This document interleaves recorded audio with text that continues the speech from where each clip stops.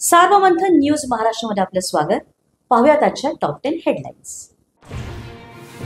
युती करता सकारात्मक उद्धव ठाकरे कोणताही निर्णय घेऊ शकतात। बाळा नांदगावकर यांचं वक्तव्य महाविकास आघाडीच्या सोबत जाण्यासाठी विचारसरणीचा अडसर असल्याचंही स्पष्ट।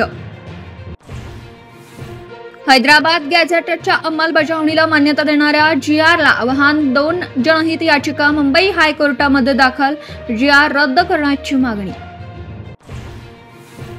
मराठ्यांना कुणबी ठरवण्यापेक्षा AWS मधून आरक्षण दिलं पाहिजे, संभाजी ब्रिगेडच्या प्रवीण गायकवाड यांची सूचना। SBC मधलं आरक्षण टिकणार नाही असाही दावा। मराठा आंदोलनानंतर आता OBC समाजाचा सुद्धा लवकरच मुंबईमध्ये महामोर्चा। 8 किंवा 9 ऑक्टोबरला मुंबईमध्ये OBCंचा मोर्चा होण्याची शक्यता।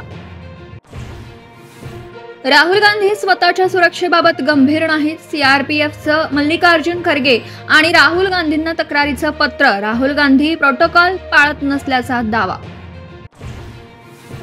आपचे खासदार संजय सिंह जम्मू काश्मीरमध्ये नजरकैदेत, कारवाईच्या नंतर संजय सिंह आक्रमक, नॅशनल कॉन्फरन्सचे नेते फारुख अब्दुल्लांच्या समोर गेटवर चढले। आशिया कप मधील भारत पाकिस्तान सामन्याला ठाकरेंच्या शिवसेनेचा कडाडून विरोध। 14 सप्टेंबरला महिला आघाडी रस्त्यावर उतरवून करणार आंदोलन, राज्यातील हजारो घरांमधून पंतप्रधान मोदींना पाठवणार सिंदूर।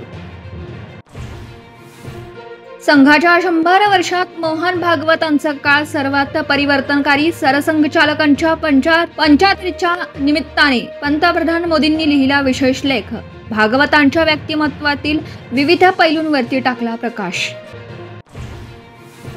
दिल्लीमध्ये आतापर्यंत 5 संशयित दहशतवाद्यांना अटक, आफताब आणि सुफियान अशी अटकेतल्या दहशतवाद्यांची नावं, हत्यार आणि स्फोटकही ताब्यात, मोठा कटाचा भाग असल्याचा संशय। सोलापुरामध्ये ढगफुटी सदृश्य पावसाचा कहर, 24 तासांमध्ये 118 मिलीमीटर पावसाची नोंद, घरांमध्ये पाणीच पाणी। सार्वमंथन न्यूज महाराष्ट्राला लाईक करा, शेअर करा, सबस्क्राईब करा।